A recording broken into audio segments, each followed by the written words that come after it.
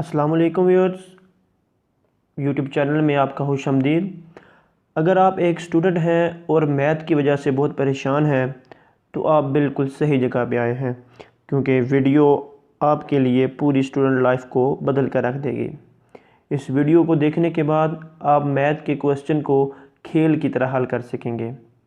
तो आने वाले कुछ मिनटों में मैं आपसे वो माइंडसेट शेयर करूँगा जो हर सक्सेसफुल मैथमेटिशियन का होता है। इस वीडियो में आप जानेंगे कि एक सक्सेसफुल मैथमेटिशियन जिसने मैथ में हिस्ट्री कायम की, वो एक मैथ प्रॉब्लम को कैसे देखता है, और अगर आप उस मेथड से मैथ प्रॉब्लम को देखना शुरू कर देंगे तो मैथ बस आपके लिए खेल कूद की तरह हो जाएगा। तो अब आपने इस वीडियो को बड़े ध्यान से देखना है और जो बातें मैं आपको इस वीडियो में बताने वाला हूँ उनको समझने की पूरी कोशिश करनी है।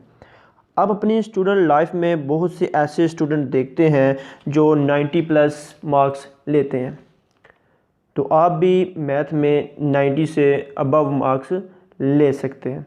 बस इस माइंडसेट को अच्छे से समझ लेना। तो सबसे पहले और सबसे जो इम्पोर्टेंट चीज़ ये है वो ये है कि आपने अपने आप से एक कमिटमेंट करनी है। ये कमिटमेंट बहुत ज़रूरी है। अगर ये आपने अपने आप से कमिट नहीं की तो ये वीडियो आपके लिए बिल्कुल बेकार है। तो अपने आप को ज़ोर से बोलें कि मैथ मेरे लिए आसान है, मैथ बस मेरे लिए एक खेल के जैसा है। इस लाइन को फिर से बोलें। मैं आपको और ऊंचा सुनना चाहता हूँ। इस वीडियो में आप आगे बढ़ नहीं सकते अगर आपने अपने आप को ये अच्छे से नहीं बोला और इस चीज़ को मान ही लिया कि मैथ आपके लिए ईजी है। क्योंकि मैथ के क्वेश्चन हल करने से पहले आपके दिमाग में भर दिया जाता है कि मैथ डिफ़िकल्ट है। आपको पहले ही यकीन हो जाता है कि नहीं, मेरे से नहीं हो पाएगा।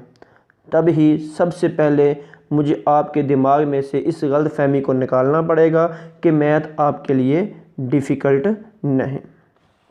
अगर अभी आपके आसपास कोई है, कोई शर्म ना करें, ज़ोर से बोलें कि मैथ मेरे लिए आसान है, क्योंकि कोई आकर आपकी ज़िंदगी नहीं बदलेगा, आपको खुद ही बदलनी पड़ेगी। तो ज़ोर से कहें कि मैथ मेरे लिए इजी है। इसको अपने आप को तब तक कहें जब तक आपको इस पूरी तरह से मान नहीं लेते कि हाँ, सच में मैथ मेरे लिए इजी है, मैथ को मैं आसानी से सॉल्व कर सकता हूँ। जब ये कर लेंगे तब ही आप वीडियो को आगे देखना, क्योंकि बिना इस चीज़ को माने अगर ये वीडियो आपने आगे देखी तो ये बस आपका एक टाइम वेस्ट होगा। तो सबसे पहले इस चीज़ को अच्छे से समझ लें और इस चीज़ पर यकीन कर लें कि मैथ आपके लिए इजी है, मैथ आपके लिए खेल के जैसा है, मैथ बहुत आसान है। तो अगर आप तैयार हैं तो चलें इस वीडियो को आगे देखते हैं। तो सबसे पहले किसी भी मैथ प्रॉब्लम को हल करने के लिए जो सबसे ख़राब माइंडसेट होता है, मैं आपको उसके बारे में बता देता हूँ। तो जब भी कोई मैथ प्रॉब्लम किसी स्टूडेंट के सामने आती है, वो डर जाते हैं और दिल ही दिल में सोचने लग जाते हैं कि ये क्वेश्चन तो बहुत टफ है, अरे ये क्वेश्चन तो बहुत लंबा है, मैं इस क्वेश्चन को कभी हल नहीं कर सकूँगा। मगर अब आप ये नहीं करेंगे, क्योंकि अभी अभी आपने अपने माइंडसेट को तब्दील कर दिया। फिर थोड़ी देर में वो स्टूडेंट एक हेल्प बुक खोलेंगे जिसमें उस क्वेश्चन का आंसर पहले ही दिया गया होगा, और फिर वो उस आंसर को कॉपी करेंगे और उसके बाद एग्ज़ाम से पहले वो इस आंसर को रटेंगे। और मैथ को रटना वो सबसे बुरा काम है जो आप अपने मैथ के लिए कर सकते हैं। मैथ को रटने की आदत से ही मैथ सबसे मुश्किल हो जाता है बच्चों के लिए। इसलिए कम से कम भी तो नहीं, इस वीडियो से तो ये एक कम से कम एक चीज़ ले के जाना है कि मैथ को रटना बिल्कुल भी नहीं है। चलो मान लेते हैं कि स्टूडेंट के पास हेल्प बुक नहीं है, तो फिर वो क्या करें? तो फिर वो वैसा ही सेम क्वेश्चन कहीं पे ढूंढेंगे, फिर उसके सॉल्यूशन के स्टेप्स को अपने सॉल्यूशन में कॉपी करेंगे और उससे कोई फ़र्क नहीं पड़ता कि आप आंसर सही निकला या गलत निकला। आपने क्या सीखा इस क्वेश्चन से? जब आप इस तरह करेंगे तो आपने इस क्वेश्चन से क्या सीखा? रटना, कॉपी करना बस ये सब सीखा आपने। अगर आपने ऐसे क्वेश्चन को हल किया तो ऐसा बिल्कुल मत करें, क्योंकि क्वेश्चन जब पढ़ते जाएंगे, बस पढ़ते ही जाएंगे, आप जितना ज़्यादा ये चीज़ करेंगे उतना ही मैथ आपके लिए डिफ़िकल्ट बनता जाएगा। तो इस वीडियो से कम आपने एक चीज़ ये बिल्कुल लेके जानी है कि मैथ को रटना नहीं है, मैथ को कभी भी कॉपी नहीं करना। अब वो वक्त आ गया है जिसमें मैं आपको उस माइंडसेट के बारे में बताऊंगा जिसका वीडियो के स्टार्ट में मैंने जिक्र किया है। तो बच्चों, उसको learning plus solution oriented mindset कहते हैं, क्योंकि इसमें आप क्वेश्चन से कुछ ना कुछ सीखने की कोशिश करते हैं और जो आपके पास प्रॉब्लम दी हुई होती है उस पर फोकस करके उसका सॉल्यूशन फाइंड करने की कोशिश करते हैं। अब एक क्विक टिप मैथ के प्रॉब्लम को सॉल्व करने के लिए, जब आप मैथ के किसी चैप्टर को सॉल्व करना शुरू करते हैं तो आप सबसे पहले उस चैप्टर में जो भी फार्मूला इस्तेमाल होते हैं उनकी एक लिस्ट बना लें। इससे मैथ को सॉल्व करने में आपको बहुत आसानी होगी, क्योंकि ये प्रूवन मेथड है। इससे आपके पास एक लिस्ट होती है जिनमें से कुछ फार्मूलाज का इस्तेमाल करके आप उन प्रॉब्लम्स को सॉल्व कर सकते हैं। जैसा कि अगर आपको ट्रिग्नोमेट्री हल करनी है तो आपके पास एक लिस्ट होनी चाहिए जिसमें सभी ट्रिग्नोमेट्रिक फार्मूलाज मौजूद हों। इससे क्या होगा कि आपको वो फार्मूलाज भी याद हो जाएंगे और आपका टाइम भी वेस्ट नहीं होगा।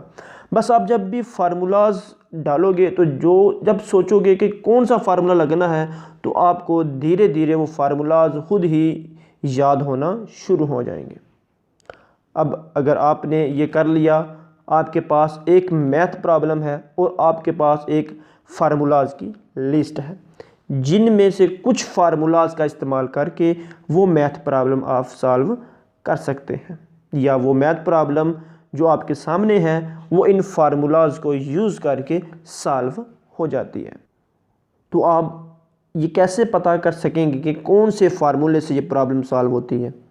इसका जवाब ये है कि उस क्वेश्चन को बिल्कुल ध्यान से पढ़ना है। ये सबसे पहला और सबसे ज़रूरी स्टेप है किसी भी मैथ प्रॉब्लम को सॉल्व करने के लिए, लेकिन ज़्यादातर लोग कभी भी ऐसा नहीं करते। पता क्या करते हैं कि ये क्वेश्चन इस चैप्टर का है, हेल्पिंग बुक में से ये क्वेश्चन इस ऐसे हल कर किया हुआ है, मैं भी इस क्वेश्चन को ऐसे हल कर लूँगा, अरे ये मेरा आंसर गलत आ गया, अरे मैथ तो बहुत डिफ़िकल्ट है, मेरे लिए मुझसे ये नहीं हो पाएगा।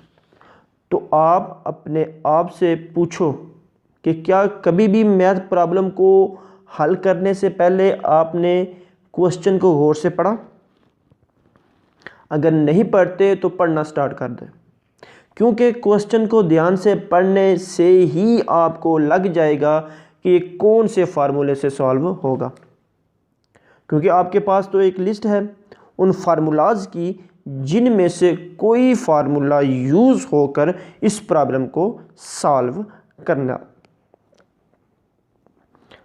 अब क्वेश्चन को पढ़ने के बाद एकदम से हल करने स्टार्ट नहीं कर जाना। अपने दिमाग में एक प्लान बनाओ, सोचो कि क्वेश्चन की उन वैल्यू में से आंसर को उस वैल्यू तक कैसे पहुंचूं। अपने दिमाग का इस्तेमाल करो, सोचो कि मेरे पास ये फार्मूलाज हैं, क्वेश्चन की ये वैल्यू हैं, कौन सा ऐसा फार्मूला है जिससे मैं आंसर की उस वैल्यू तक पहुंच पाऊंगा। ऐसा करोगे तो मैथ आपके लिए बहुत इंटरेस्टिंग होता जाएगा, क्योंकि अब मैथ आपके लिए एक पजल गेम के जैसा है। आपके पास कुछ हिंट्स हैं, आपके पास कुछ फार्मूलाज हैं जिनसे आपने क्वेश्चन के उन हिंट्स के आंसर तक पहुंचना है। ऐसे करेंगे तो ये मैथ आपके लिए गेम की तरह हो जाएगा। सुबह मैथ करने बैठेंगे, शाम तक मैथ करते जाएंगे और टाइम का पता भी नहीं चलेगा। मैथ इतना इंटरेस्टिंग हो जाएगा कि आपके लिए, बल्कि इतना इजी हो जाएगा कि फिर आप क्वेश्चन को सॉल्व करना शुरू करो, चलो मान लेते हैं जी आपका आंसर गलत आ गया, आपने फिर से कोशिश करनी है। तब तक कोशिश करनी है जब तक आंसर दुरुस्त नहीं आ जाता, क्योंकि ये बात हमेशा के लिए याद रखना कि आइंस्टाइन ने कहा था कि मैं इंटेलिजेंट नहीं हूँ, मैं बस प्रॉब्लम के साथ ज़्यादा टाइम तक रहता हूँ। बाकी लोगों से जो जितना टाइम आप प्रॉब्लम के साथ रहोगे उतना ही चांसेस हैं कि आप सॉल्यूशंस को ढूंढ लोगे। अब आखिरकार आपका आंसर ठीक आया, कांग्रेचुलेशन, आपने अभी अभी एक मैथ प्रॉब्लम को खुद अपने आप सॉल्व किया। अब आप एक हेल्पिंग बुक खोल सकते हैं, देखें कि हेल्पिंग बुक के जो सॉल्व करने के मेथड हैं और मैंने जो अभी सॉल्व किया है उसमें क्या फ़र्क है, आपने कौन कौन सी गलतियां की हैं देखें और उन गलतियों से सीखें, क्योंकि इसे ही कहते हैं लर्निंग फ्रॉम योर मिस्टेक। आपने कोशिश की, गलतियां की और उन गलतियों से सीखा, और ये ही सबसे अच्छा तरीका है मैथ पढ़ने का। तो अभी अभी आपने एक मैथ का क्वेश्चन सॉल्व किया, मैथ का क्वेश्चन अपने आप सॉल्व किया, तो क्या लगता है कि आपने क्या किया, आपने अपने दिमाग में करोड़ों अरबों नए कनेक्शन बनाए, आपने नई चीज़ें सीखी हैं, और इसी तरह से आप जो मैथ फार्मूलाज आपकी लिस्ट में होंगे उनको भी याद करने लग जाएंगे, क्योंकि आप एक फार्मूला उठाओगे, देखोगे, आप बोलोगे कि ये अरे ये तो गलत है, कौन सी चीज़ है जिसकी वजह से ये फार्मूला ये क्वेश्चन में अप्लाई नहीं हो सकता। ऐसे ही आप सभी फार्मूलाज को याद कर लोगे। मैंने ये प्रैक्टिस किया था और सभी मैथ के फार्मूलाज मेरे दिमाग में बस छप ही गए हैं। तो अब अगली बार आपकी मैथ की टीचर आपको कोई क्वेश्चन हल करने के लिए दें तो इस मेथड का ट्राई करना है। इससे मैथ आपके लिए एक वीडियो गेम की तरह हो जाएगा। फिर से पहले की तरह मत हो जाना, जैसा कि अब ये वीडियो ख़त्म होते ही चलो अब ये तो वीडियो ख़त्म हो गई, चलो अब कोई और वीडियो इंटरनेट पे देखते हैं जिसमें कोई और तरीका बताया गया हो मैथ सॉल्व करने का, जिससे कोई जादू हो जाए और मैथ अच्छे से सॉल्व करने लग जाऊं। ऐसा कुछ नहीं होगा। उन वीडियोस में भी आपको टिप्स और रूटीन ही दी जाएगी, जैसा कि मैंने अभी आपको इस वीडियो में एक रूटीन दी है, एक तरीका दिया है जिससे आप मैथ के प्रॉब्लम को सॉल्व कर सकते हैं बहुत आसानी से। तो कम से कम पूरा नहीं तो थोड़ा बदलने की कोशिश तो ज़रूर करना। जैसा कि आप बोलते हैं कि कल से तो मैं इतना कुछ नहीं बदल सकता अपने अंदर, क्योंकि मुझे आदत पड़ी हुई है वैसे सॉल्व करने की, तो कल कम से कम फार्मूला की लिस्ट तो बनाओ, थोड़ा थोड़ा साथ बदलो। अपनी ज़िंदगी में ऐसे धीरे धीरे आप ग्रोथ करना शुरू कर दोगे। और ये याद रखो कि slow and steady wins the race.